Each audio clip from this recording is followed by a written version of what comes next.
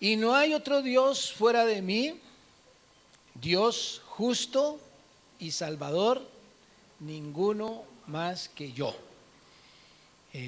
Todo el libro de Isaías nos habla acerca de estos dos polos, digamos, del carácter de Dios, su justicia y su carácter salvífico. Pero en esta sección que estamos terminando hoy hemos hecho más énfasis, o Isaías hace más énfasis en la parte de la justicia de Dios, por así decirlo, el castigo también de Dios, el reclamo de Dios. Pero a partir del próximo capítulo 40 estaremos viendo más el carácter misericordioso, salvífico de Dios. Pero en esta tarde vamos a mirar los últimos dos capítulos dentro del marco de lo que hemos venido enfatizando en junio, que es que los planes de Dios son irrefutables. Varios episodios hemos visto con este marco de referencia: los planes de Dios son irrefutables. Y al terminar, o al llegar a estos capítulos de hoy, que son los capítulos 39 o 38 y 39, los que leyeron estos capítulos de antemano seguramente querrán dilucidar una aparente contradicción o paradoja que hay aquí, porque si estamos diciendo que los planes de Dios son irrefutables, aquí como que hay algo que como que uno dice, pero sí, ¿será que sí?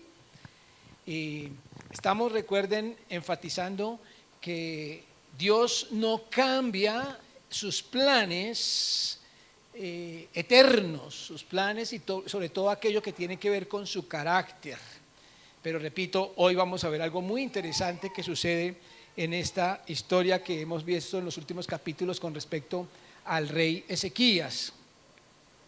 Y la propuesta que tengo para hoy es que leamos juntos. Ya ustedes leyeron en su casa de antemano estos dos capítulos, ahora los vamos a leer juntos. Y lo único que vamos a hacer es, a medida que vamos leyendo, reflexionando con unas preguntas. Yo les voy a proponer unas preguntas para que reflexionemos sobre esta historia. Y simplemente entonces vamos a comenzar con el versículo 1 del capítulo 38. Dice: en aquellos días Ezequías enfermó de muerte. ¿Qué significa enfermar de muerte? O sea, de una gravedad, es decir, que por lo menos acuérdense que estamos en el siglo VIII antes de Cristo. ¿Qué enfermedad tenía? No sabemos, pero lo cierto es que en su contexto su enfermedad no tenía cura, no había sanidad, así que una enfermedad grave es lo que quiere decir aquí de muerte. Y frente a esa enfermedad, recuerden que estamos hablando de ese rey que la misma palabra nos indica que era un rey de buen testimonio, alguien que fue buen rey, temeroso de Dios, que anduvo en los caminos de Dios, a diferencia de su papá, ¿no? ¿Quién era el papá de Ezequías? ¿El antecesor de Ezequías? No. ¿Cómo? Los que leyeron. Sí, duro. Acaz, muy bien. Acaz anduvo mal, ¿no? Y es interesante porque no siempre se cumple que de tal palo tal astilla, afortunadamente. En este caso no se cumplió.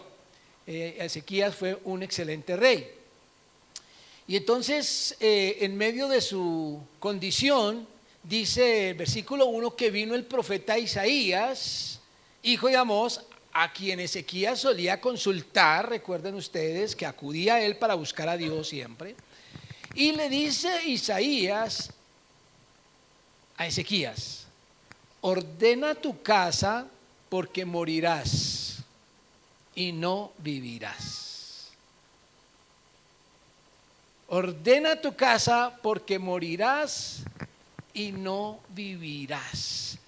Ustedes se pueden imaginar lo que es estar en cama, gravemente enfermo de muerte, que venga a visitarlo a uno el pastor a decirle: no hay nada que hacer, te vas a morir. Eso es lo que le pasa aquí a Ezequías. Ordena tu casa porque morirás. Y vamos a empezar con las preguntas de reflexión. No son preguntas de análisis o de quiz, si hicieron la tarea o no, sino para que reflexionemos, y no tienen que responderlas públicamente. Simplemente les invito a que mediten esto en su corazón. Usted piense en esto. ¿Cómo reaccionarías si supieras que morirás muy pronto? ¿Cómo reaccionarías si supieras que morirás muy pronto? ¿Hay alguien a quien nunca se le haya pasado por la cabeza la posibilidad de morir? Hay situaciones en las que seguramente más fácilmente se pasa esa idea por la cabeza.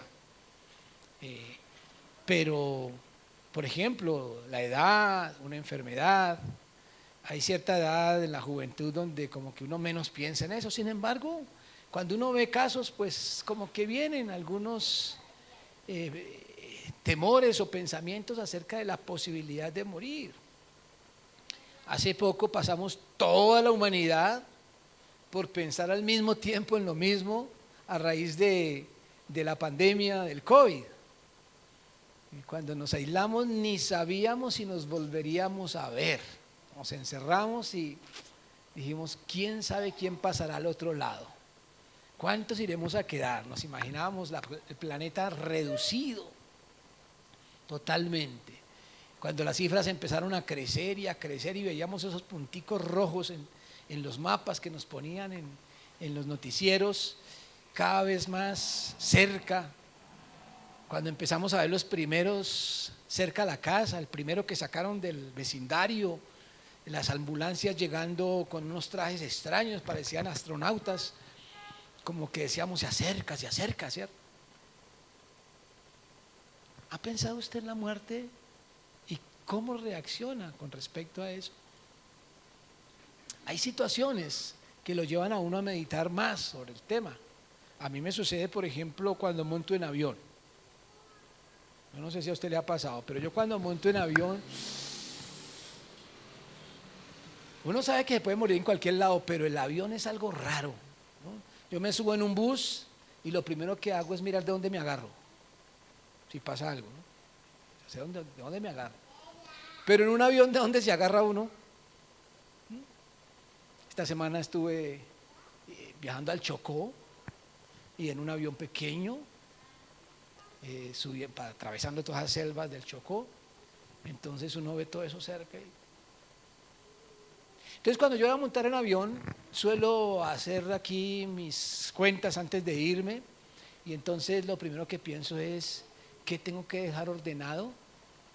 Porque no sé si voy a regresar, cosa que es absurda porque puedo ir a la panadería por el pan y también no sé si voy a regresar. Sin embargo, por alguna razón, estos viajes en avión yo trato de dejar todo ordenado. A veces dejo noticas por ahí en algún lado en el computador, digo, por si acaso abren el computador, entonces yo ahí dejo algunas instrucciones o algo para no dejarle enredijos a Liliana. Yo no sé si de pronto algo así se refería a Isaías cuando le dice a Ezequías: ordena tu casa porque morirás. O sea, deja todo en orden. ¿Alguna vez usted ha pensado en dejar todo en orden por si acaso se muere? No sabes. Uno no sabe. Que uno sepa que se va a morir, ¿cómo reaccionaría? Hace algunos años, no sé, como más de 20 años tal vez, mi hermano mayor, que pastor Diego Martínez, pasó por un estado de espiritual o emocional, no lo sé, pero el caso era que él todas las noches soñaba y sentía también que se iba a morir. Y era algo tan fuerte que él lo compartía como dando por sentado, que el Señor como que le estaba avisando que se iba a morir. Así que él lo compartía y todos estábamos escuchando eso. Y mi mamá apenas escuchó eso, pues ella dijo, pero ¿cómo así? Las niñas están pequeñas. Todo lo que hay que hacer en la iglesia, él no se puede morir. ¿Cómo así? Y entonces ella empezó a orar, así como decía Nidia, ¿cierto? A orarle al Señor. Mi mamá es una mujer que ora todos los días por sus hijos. Y en esa oración ella decía, Señor, ¿por qué no me llevas a mí que ya no tengo nada que hacer acá? Y le empezó a negociar a Dios. Señor, llévame a mí, déjalo a Él. Yo te doy, lleva toda mi vida en lugar de la de Él. Y le suplicaba que la llevara. Y finalmente, ni el uno ni el otro. Eso fue hace como más de 20 años. Mi mamá cumplió esta semana, la semana pasada cumplió 93. Y Diego acaba de ser operado de la columna. Y ahí está, los dos. Bueno, fue un episodio extraño, pero a veces la muerte toca. Y la pregunta es, ¿tú cómo reaccionarías si el Señor te dice, hoy te vas a morir? Miremos lo que hizo Ezequías. Dice versículos 2 y 3, entonces volvió Ezequías su rostro a la pared. Isaías vino y le dijo en la visita pastoral, alista todo, ordena la casa porque te vas a morir. ¿Qué hace Ezequías?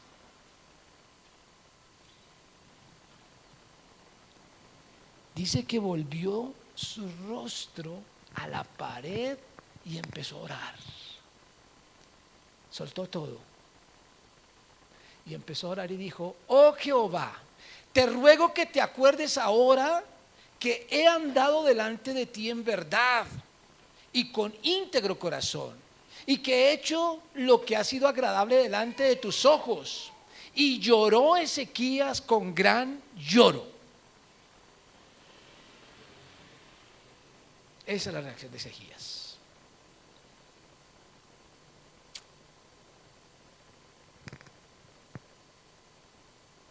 Ezequías no quiere morirse. Llora, suplica y presenta delante de Dios un argumento para que no le quite la vida. ¿Cuál es ese argumento? Me he portado bien, he hecho lo bueno, he sido agradable a tus ojos. ¿Qué hay en la mente de Ezequías? ¿Qué hay en la mente de Ezequías? La muerte es un castigo, es para los que se portan mal. Yo me he portado bien. ¿Sería que Ezequías pensaba que el bueno nunca se moría? ¿O sería que estaba pensando, no, pero todavía no es tiempo, o sea, estoy muy joven todavía? O sea, como que la muerte es para la edad. Hay una edad en la que se debe morir uno, se puede morir uno, hay un orden para morirse. Un joven no se debe morir, y menos si se ha portado bien. Eso es lo que piensa Ezequías. Y el argumento que le plantea a Dios es, yo he sido bueno. Es decir, no merezco morir, merezco vivir. Reflexionemos en esta pregunta. ¿Crees que hay algo por lo cual mereces tú seguir viviendo?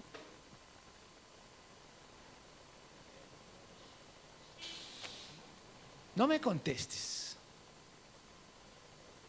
Y menos que esto, la respuesta es como que un sí o un no. Pero si dices sí, te vas a sentir presumido, ¿cierto? Pero te da miedo decir que no, porque no hay sea que entonces te mueras hoy.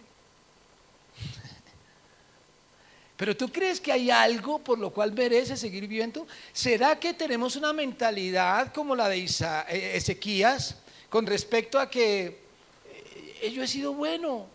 ¿Qué me va a pasar a mí? A los buenos no les pasa nada. Y tal vez al preguntarnos esto, algunos dirán, no, pero yo no me merezco vivir. Sin embargo, cuando analizamos la muerte de otras personas, a veces pensamos, como mi mamá, no es tiempo, no se lo merece. Tan bueno que era. ¿Por qué le vino a pasar esto a él, a ella? Y como que no nos entra en la mente la posibilidad que una persona muera de esa forma. Como esta niña de 20 años que fue arrollada por otros motociclistas esta semana, yendo en su moto. Tan buena que era, decimos nosotros, ¿no? Entonces no lo merecía. Entonces, cuando analizamos la muerte de otras personas, a veces también pensamos que es tema de asunto de merecimiento. Por eso reitero la pregunta, ¿crees que hay algo por lo cual mereces seguir viviendo? Versículos 4 al 8. Entonces vino palabra de Jehová a Isaías, diciendo, ve y di a Ezequías, Jehová, Dios de David, tu padre, dice así, he oído tu oración y visto tus lágrimas, he aquí que yo añado a tus días 15 años. Y te libraré a ti y a esta ciudad de mano del rey de Asiria, y a esta ciudad ampararé. Y esto te será por señal de parte de Jehová, que Jehová hará esto que ha dicho. He aquí, yo haré volver la sombra por los grados que ha descendido con el sol en el reloj de Acaz 10 grados atrás. Y volvió el sol 10 grados atrás por los cuales había ya descendido. Esta es la respuesta de Dios. Devolvió el tiempo. 10 grados. La sombra se devolvió 10 grados, lo cual implicaba que el tiempo se devolvió. Una locura. Bueno, primero, ¿cómo le responde Dios a Ezequías? Está bien, te voy a dar 15 años más. Pero ¿cuál es la razón por la cual Dios decide responder su oración? ¿Cuál era el argumento de Ezequías? No merezco morir. ¿Aprobó Dios ese argumento? ¿Fue convencido por el argumento de Ezequías? No, Dios dijo, he escuchado tu oración, he visto tus lágrimas. Es más un tema de misericordia por ese llanto de Ezequías. Y entonces el Señor le concede 15 años más. Y en estos versículos estamos viendo la convergencia entre dos grandes milagros sin precedentes. Un hombre que suplica por su vida y el Señor le concede 15 años más. Pero simultáneamente le da una señal que consiste en un algo absolutamente cósmico: devolver el sol. Este relato aparece también en Segunda de Reyes y hay detalles allí adicionales. Por ejemplo, Isaías le pregunta a Ezequías qué señal quiere, que la sombra se adelante o que la sombra se atrase. Y Ezequías se pone a pensar y dice, no, pues que se adelante no sería tan raro, ¿no? Pues siempre el tiempo está corriendo mucho, ¿cierto? El tiempo está, uy, ¿cómo corre el tiempo? Dice uno. Entonces como que no es tan raro que se adelante. Lo rarísimo sería que se devolviera. Y entonces Ezequías es el que pide que se devuelva. Dice, bueno, y el sol se devolvió, el tiempo se devolvió. Así que Ezequías tuvo 15 años más y unos segundos, lo que son los 10 grados de... ¿Cuántos son los 10 grados de evolución del sol? ¿Sí? Ay, gracias por 40 minutos. O sea que 15 años y 40 minutos más tuvo. Interesante, ¿verdad? Dos milagros aquí impresionantes suceden en esta petición, pero Dios le concede a este Ezequías 15 años. ¡Qué bendición! ¿Le gustaría a usted poder hacer eso? En los versículos 9 al 20 dice como título: Escritura de Ezequías, rey de Judá, de cuando enfermó y sanó de su enfermedad. Es decir, del 9 al 20 hay una escritura, un poema que escribió Ezequías con respecto a esto que vivió. Entonces es una especie de incrustación que hay allí, de algo que posterior que hizo Ezequías, compuso una canción de ese testimonio de su vida y lo metió acá. Entonces lo vamos a dejar allí aparte porque todavía no ha terminado la historia. Quedémonos con la historia solamente y después leemos el poema que Ezequías escribió, que está allí del 9 al 20. Porque en el versículo 21 continúa, digamos, la historia propiamente. Y dice: y había dicho Isaías, versículo 21, tomen masa de higos y pónganla en la llaga y sanará. Es decir, Dios le concedió 15 años más, pero también le entregó al profeta el instrumento para esa sanidad. Por lo menos aquí ya sabemos que Ezequías tenía una llaga, la enfermedad tenía que ver con una llaga. Y entonces dice Isaías: tomen masa de higos y pónganla en la llaga. No vayan a anotar esa fórmula porque no es infalible, y mucho menos pensando en elipsis de la eterna juventud, ¿no? O para recuperar 15 años más.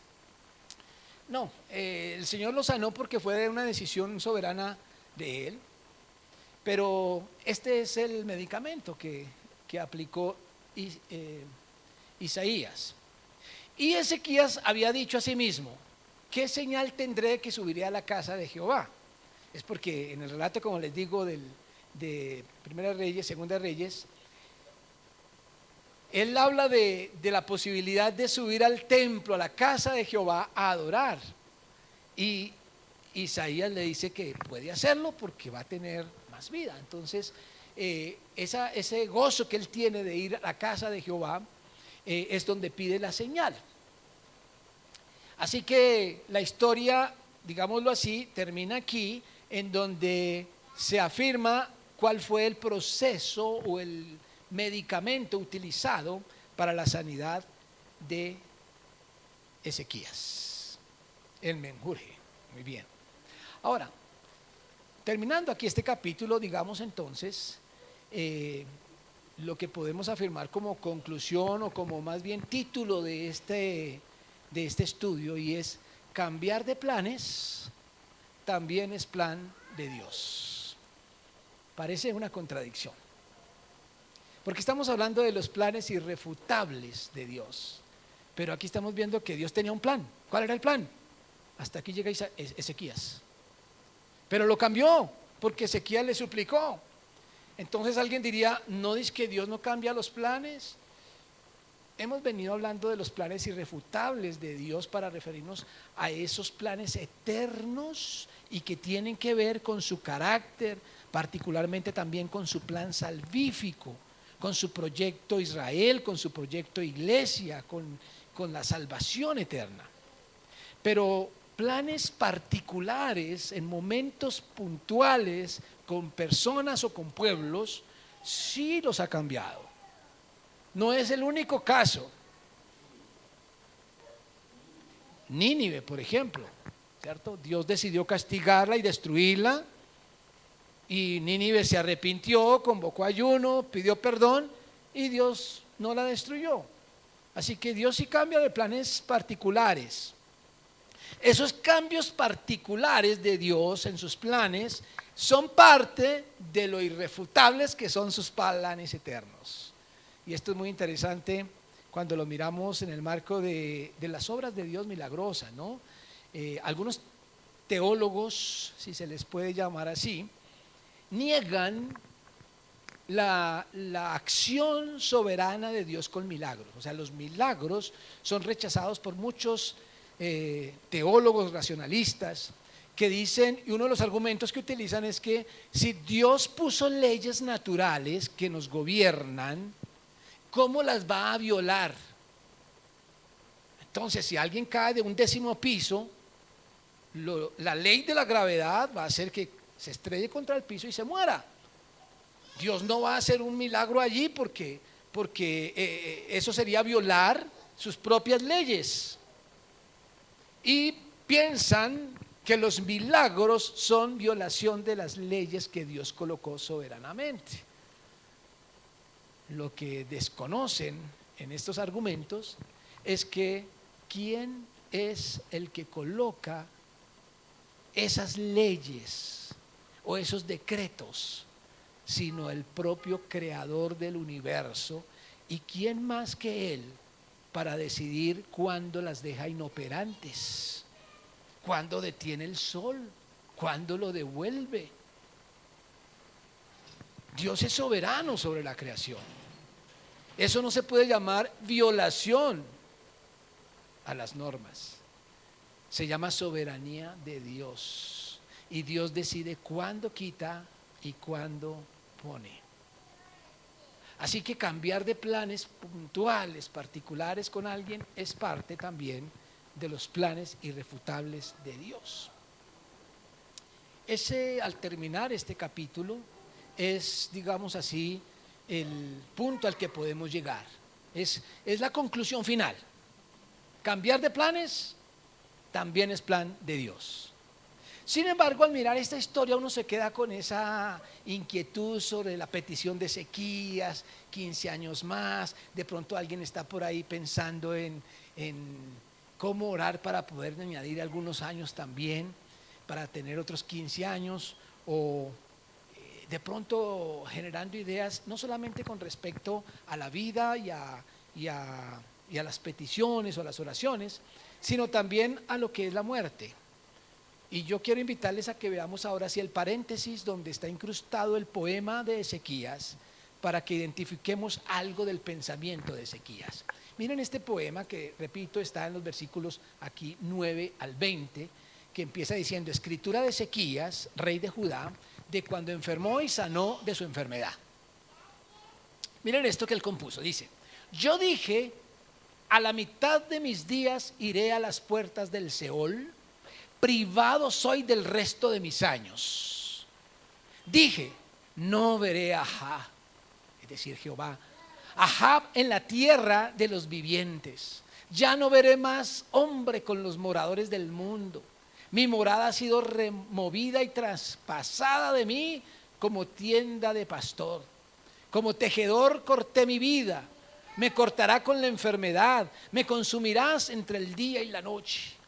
Llamemos a esto la primera estrofa. En esta primera estrofa comienza él en su poema. Recuerden que lo compuso después de que todo pasó. Él empieza narrando lo primero que sintió.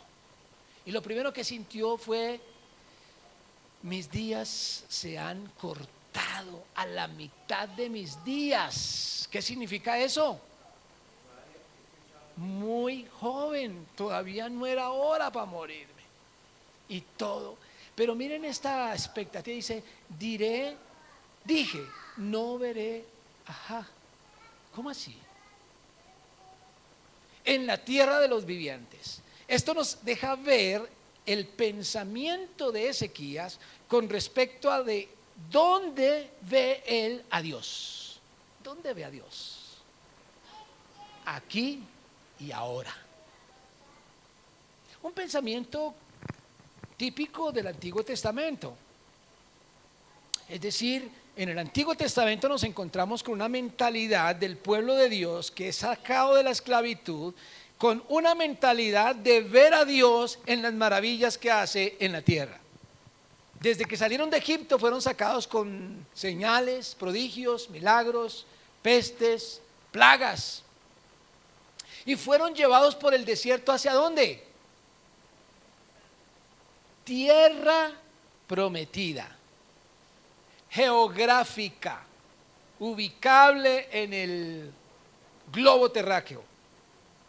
Eso era lo que ellos esperaban, algo material, físico, tangible. era acá en la tierra donde podían ver a Dios. Y Dios se manifestaba dándoles victoria, por ejemplo, sobre los ejércitos de Faraón, sobre los enemigos que encontraban en el camino, trayendo maná del cielo, dando a tomar agua de una peña. Todo lo podían palpar las bendiciones de Dios. ¿Dónde? Aquí en la tierra. Así que aquí es donde se puede ver a Dios. Era el pensamiento de ellos. Y entonces cuando a Ezequías se le anuncia que se va a morir, dice: ay, entonces me voy a perder las bendiciones del Señor. No veré más a Dios en la tierra de los vivientes. Pero además, ya no veré más hombre con los moradores del mundo. ¿Qué significa eso? Ya no voy a ver más a la gente. ¿Qué es lo que hay en el corazón de Ezequías cuando dice: no voy a ver más, se acabaron mis días, mi morada ha sido movida y traspasada de mí como tienda de pastor, se acabó el disfrute en la tierra? ¿No está bien? ¿Y qué es el sentimiento? Ese sentimiento, ¿cómo lo podemos llamar? ¿Cómo? Nostalgia. Muy bien. Bueno, entonces nos lleva a una pregunta. ¿Sientes nostalgia por perder algo en este mundo al morir? Puede ser que tú sientas como Ezequías, si te hablan de la muerte: ay, no, pero yo tan joven, todo lo que me falta por disfrutar, los planes que yo tenía por realizar, mis hijos, mis nietos, no voy a ver, no voy a estar, no voy a llegar, me voy a perder esto o aquello. Con lo bueno que la pasa uno acá. Escuchaba a una mujer decir eso hace muchos años, una mujer creyente que escuchó una profecía y la creyó, que el mundo se estaba acabando. Y ella decía: ay, no, pero tan jóvenes y todavía con todo lo que tenemos para disfrutar. Ella no quería. Hay nostalgia por las cosas que vivimos acá. Hay cosas aquí que estamos disfrutando y que vale la pena seguir viviendo. Yo creo que si no fuera así, no pediríamos sanidad cuando estamos enfermos, ¿verdad? Nostalgia por perder algo en este mundo. Eso tenía Ezequías. Y quiero que te preguntes: ¿tú sientes nostalgia? Si supieras que vas a morir hoy, dirías: ay, no, me pierdo el partido del martes,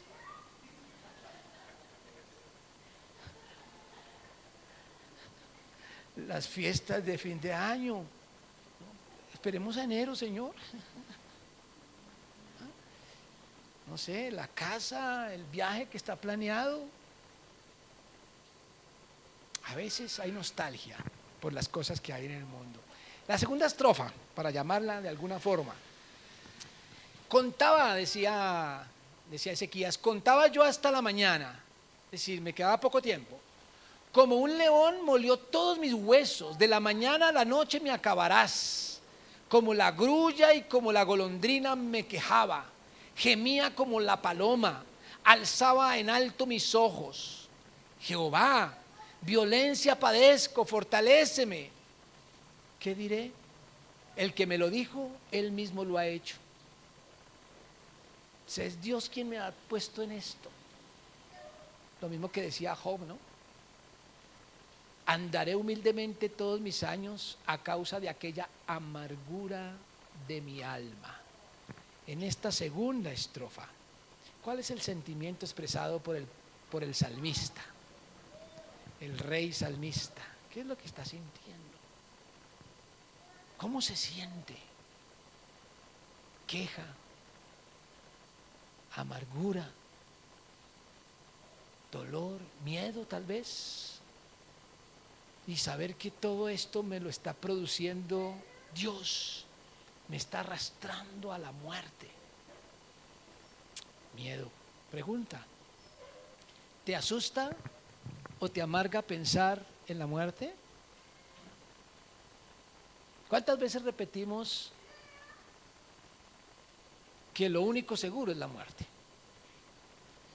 Que para morirse lo único que se necesita es estar vivo. Que todos nos vamos a morir. Y lo sabemos, lo repetimos, lo decimos.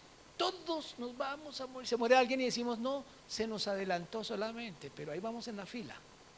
Y sin embargo, sabiendo eso, si está muy cerca, si hay una enfermedad grave, si nos dicen que podemos morir, ¿hay algo de amargura o de miedo? La muerte es una realidad que aunque sea de todos, nadie la conoce hasta que la vive. Por lo tanto, es algo desconocido. Y al ser desconocido, genera temor. Pero a veces ese temor es amargo, triste. El ambiente más difícil de vivir es el de un funeral. Amargura, miedo. ¿Te asusta la muerte?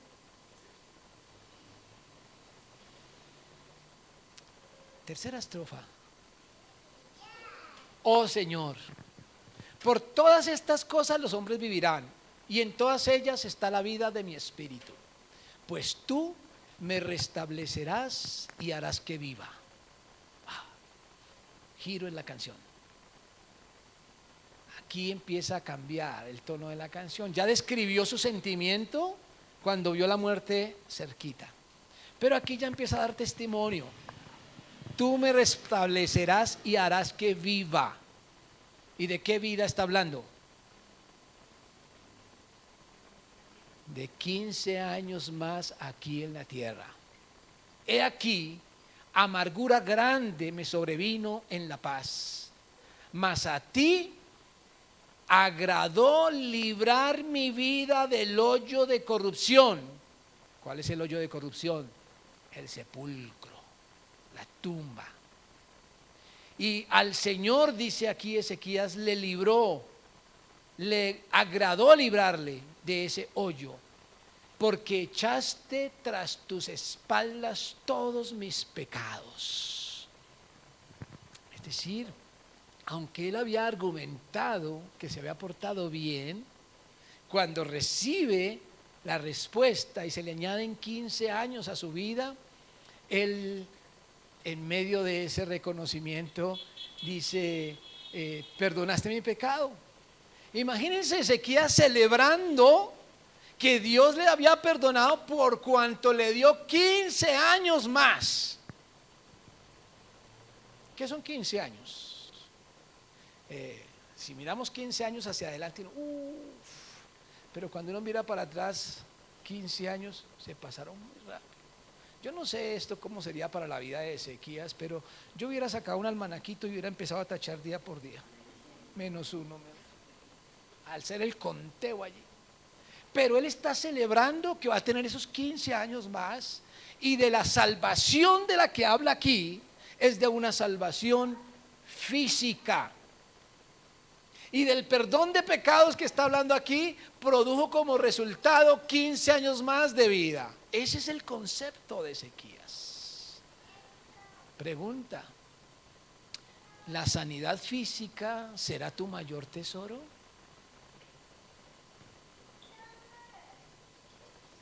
Oramos por nuestra salud, oramos para que el Señor nos sane de enfermedades, a nosotros o a nuestros familiares, como si ese fuera lo más importante de la vida. Pues sí, así lo hacemos, ¿cierto? ¿Cuánto quisiéramos extender el tiempo en esta vida?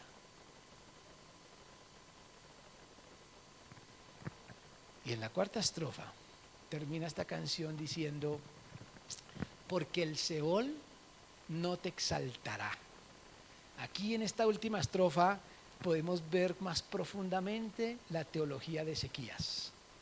El Seol no te exaltará. ¿Cuál es el Seol? El lugar a donde van los muertos en el pensamiento judío, ¿cierto?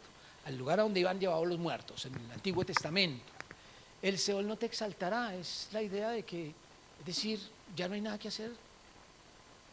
Ni te alabará la muerte, ni los que descienden al sepulcro esperan tu verdad. ¿Qué está diciendo? La muerte acaba con todo. Solo hay esperanza mientras estemos en la tierra de los vivos. Y dice, el que vive, este te dará alabanza. Para poderte alabar se necesita estar vivo. Y por eso dice, como yo hoy. Acuérdense que lo escribió en esos 15 años que le quedaron de vida. Dice, como yo hoy. Yo te estoy alabando con esta canción que estoy escribiendo, porque estoy vivo, te puedo alabar, me diste más oportunidad de alabarte. El Padre hará notoria tu verdad a los hijos, Jehová me salvará. Por tanto, cantaremos nuestros cánticos en la casa de Jehová todos los días de nuestra vida. ¿Cuál vida? Esa vida que él tenía, de la cual estaba disfrutando sus últimos 15 años. Vemos a un Ezequías entendiendo la muerte como el final de todo. Y no es producto de una teología del Antiguo Testamento, porque en el Antiguo Testamento encontramos referencias que hablan de vida después de la muerte. Pero Ezequías no era un teólogo, era un rey. Y este rey tenía el pensamiento muy común entre los judíos también, a pesar de que hubiesen algunas evidencias de esta vida después de la muerte, pero había también suficiente escepticismo. Recuerden que una vez a Jesús le hicieron una pregunta sobre la resurrección, y la base que menciona Mateo es que ellos no creían en la resurrección. Y entonces, como no creían, le preguntaron a Jesús: un hombre tuvo un matrimonio y ese hombre murió, y entonces la esposa fue dada a su hermano que le seguía, y luego ese hermano también murió, y entonces le dieron al otro hermano, y eran 7 hermanos, y la mujer fue pasando por cada uno de los hermanos a medida que se iban muriendo. Y le dicen a Jesús: cuando la resurrección suceda, porque según usted hay resurrección, ¿a cuál de todos les toca a esa mujer? Era una pregunta con una carga de ironía, y Jesús les dice: ignoráis las escrituras, ignoráis las escrituras. ¿Sería que Ezequías ignoraba las escrituras? Jesús dice: porque en la resurrección ni se casan ni se dan en casamiento. Bueno, eso es ya explicación del Nuevo Testamento, pero aquí tenemos a un Ezequías feliz componiendo un salmo, porque el Señor le dio más vida, una vida entre los vivos aquí en la tierra, tangible, donde se pueda alabar a Dios. Pregunta: ¿crees que esta vida es la única vida que podrás tener? Y aquí tenemos que dar entonces un salto que no podía dar Ezequías, porque nosotros estamos en el Nuevo Testamento. En Cristo hemos recibido una promesa de resurrección y vida eterna. Y te pregunto, ¿qué comparación hay entre 15 años en la tierra y una vida eterna para alabar a Dios? Sin embargo, por más cristianos o creyentes que seamos, muchas veces vivimos como si esta fuera la única vida que fuéramos a tener. ¿Crees que esta vida es la única vida que podrás tener? No. Ezequías no conoció a aquel que dijo: porque para mí el vivir es Cristo y el morir es ganancia. Ese hombre una vez también pidió por sanidad y no recibió respuesta. Dios le dijo: bástate mi gracia, porque mi poder se perfecciona en la debilidad. Y no fue sano de su azote. Pablo. Pero cuando él pedía por sanidad, o cuando él dijo, yo sé que voy a permanecer más tiempo aquí en la tierra, no era pensando en la muerte va a acabar con todo, porque él al contrario decía, la muerte es ganancia, sino él quería permanecer aquí para seguir llevando a otras personas a conocer a Dios. Su único deseo de estar aquí era predicar el evangelio de Jesucristo, pero él no tenía preocupación por la muerte. El vivir es Cristo y el morir es ganancia, dice Pablo. ¿Crees que esta vida es la única vida que podrás vivir? ¿O crees en las promesas del evangelio de Jesucristo? Ahí termina la historia y el capítulo 39 es muy importante leerlo, porque es lo que sucede después, en esos 15 años. En aquel tiempo, dice versículo 1 del capítulo 39, Merodac Baladán, hijo de Baladán, rey de Babilonia, envió cartas y presentes a Ezequías. Acuérdense, Babilonia, a Ezequías, rey de Judá, le envió cartas y presentes, es decir, regalos a Ezequías, porque supo que había estado enfermo y que había convalecido. Se enteró de la enfermedad de Ezequías, que fue grave, y entonces le mandó presentes, ¿no? Y se regocijó con ellos Ezequías, es decir, los recibió, se regocijó con sus regalos, con ellos, y les mostró la casa de su tesoro, plata y oro, especias, ungüentos preciosos, toda su casa de armas y todo lo que se hallaba en sus tesoros. No hubo cosa en su casa y en todos sus dominios que Ezequías no les mostrase. Es decir, los llevó Ezequías por todo Jerusalén, por todo el reino, a mostrarles contento porque venían a visitarlo estos hombres de Babilonia. Y les mostró toda la riqueza.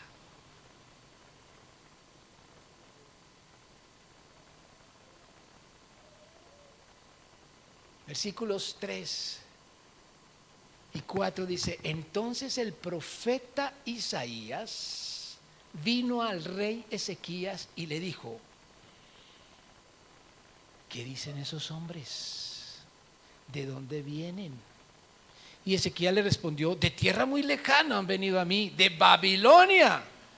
Dijo entonces Isaías: ¿qué han visto en tu casa? Y dijo Ezequías: todo lo que hay en mi casa han visto, ninguna cosa que hay en mis tesoros, no hay nada que no les haya mostrado. ¿Se imaginan a Isaías haciendo así?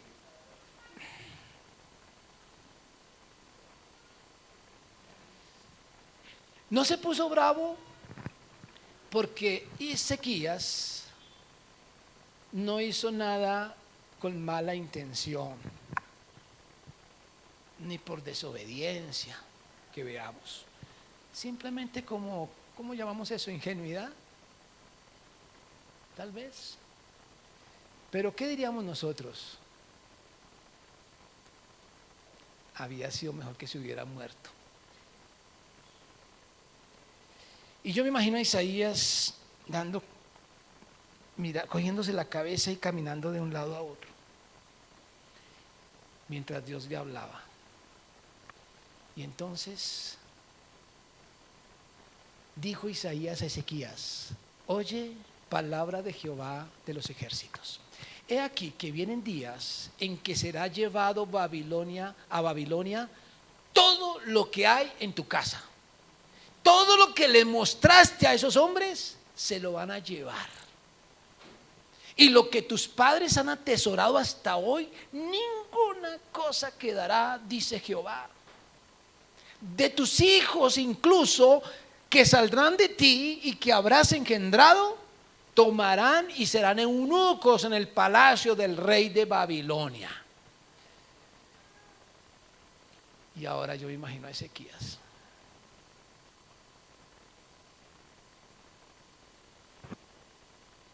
Bueno, hay diferentes interpretaciones. Algunos dirán, por eso era que Dios se lo quería llevar hace 15 años. Por eso es mejor aceptar la voluntad de Dios. ¿Cierto? Y la respuesta de Ezequías, ¿cuál fue? Y dijo Ezequías a Isaías: la palabra de Jehová que has hablado es buena. ¿Qué significa? ¿Qué está haciendo Ezequías? Aceptó. Es interesante ver a Ezequías aceptando, porque hay muchas experiencias de reyes que hicieron lo malo delante de Jehová, y cuando venía el profeta y les hacía ver la equivocación, sacaban alguna disculpa, alguna, o justificaban sus actos, ¿no? Como Saúl, justificando los actos que había hecho cuando Dios desobedeció a Dios. No, este dijo: esa palabra es buena. Aceptó, siempre fue sumiso al profeta, y añadió, así termina esta historia: a lo menos haya paz y seguridad en mis días. ¿Por qué dice eso? Porque ya Dios, cuando le añadió 15 años, le dijo que en esos 15 años no le pasará nada, ni a él ni a la ciudad, que iban a estar seguros. Así que él ya sabía de esa promesa, y lo que está ahora diciendo Isaías sucederá, como ahí mismo lo dice, a tus hijos y a los hijos de tus hijos. Entonces él simplemente lo acepta y dice: a lo menos haya paz y seguridad en los días que me quedan. No sabemos cuántos le quedaban entonces, ¿cierto? Pero en los pocos que le quedaban, dice, bueno, como quien dice, bueno, al fin y al cabo yo no voy a ver eso, ojos que no ven, corazón que no siente.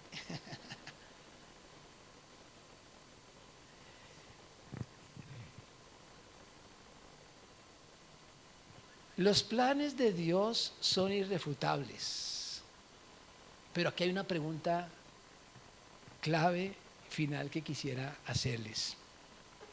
Pensando en lo que pasó después con Ezequías, piensen en esto: tus deseos y peticiones ¿se ajustan a los planes de Dios o a los tuyos?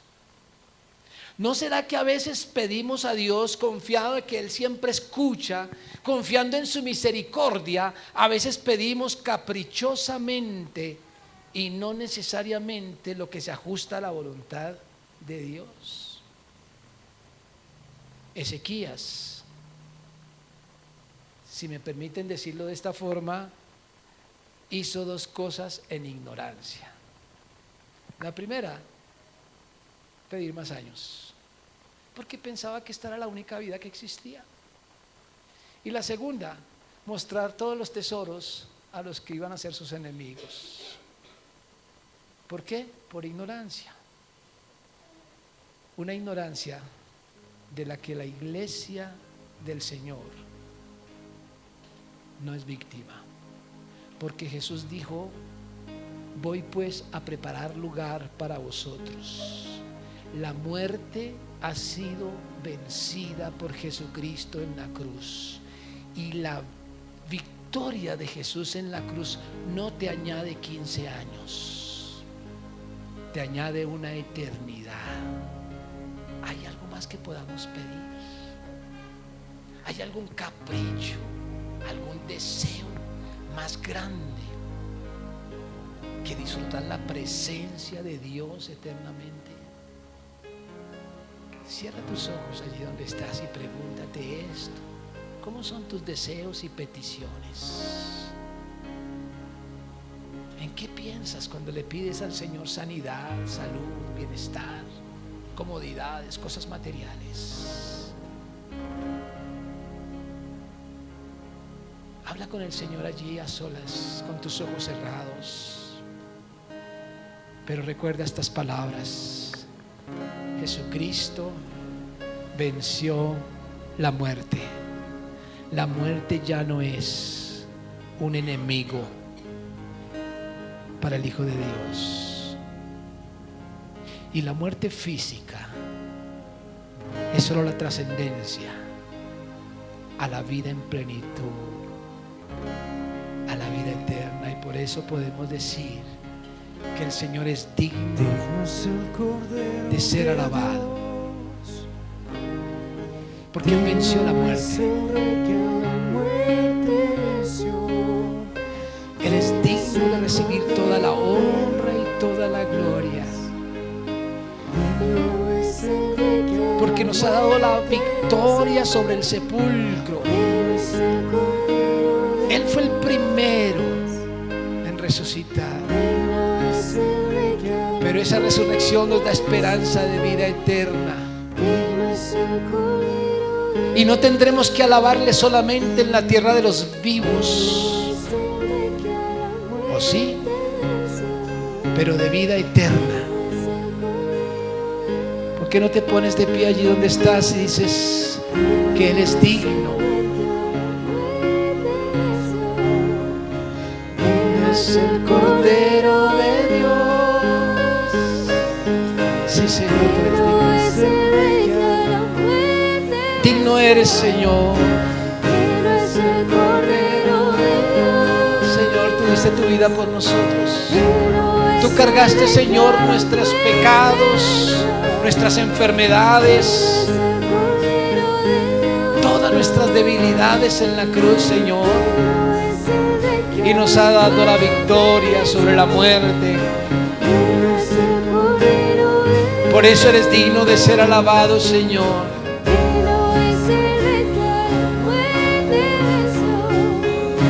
Digno es el Cordero de Dios.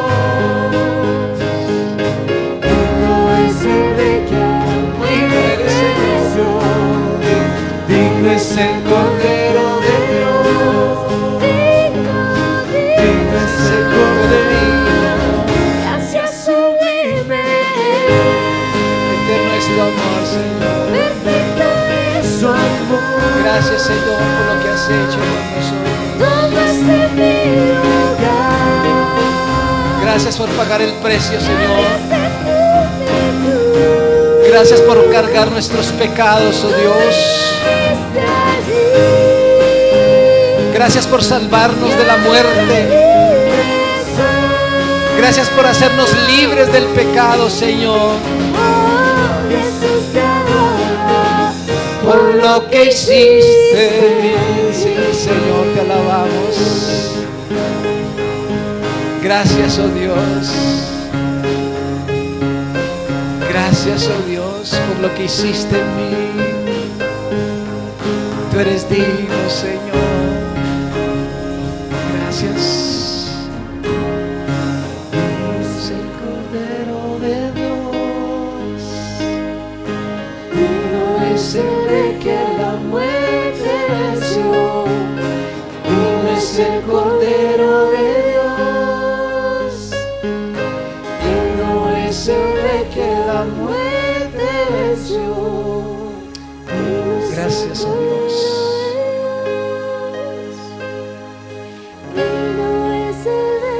Gracias, Señor. Porque para mí el vivir es Cristo y el morir es ganancia. Jesucristo dijo: yo soy la resurrección y la vida. El que cree en mí, aunque esté muerto, vivirá. El que cree en mí no morirá eternamente. Gracias por tus promesas, Señor. Y gracias porque has ido a preparar un lugar para nosotros. Permítenos vivir esta vida, corta o larga, para servirte a ti, Señor, y para poner nuestras expectativas en lo valioso y no en lo perecedero. Te lo pedimos en el nombre de Jesús. Amén. Amén. Que Dios les bendiga, mis hermanos.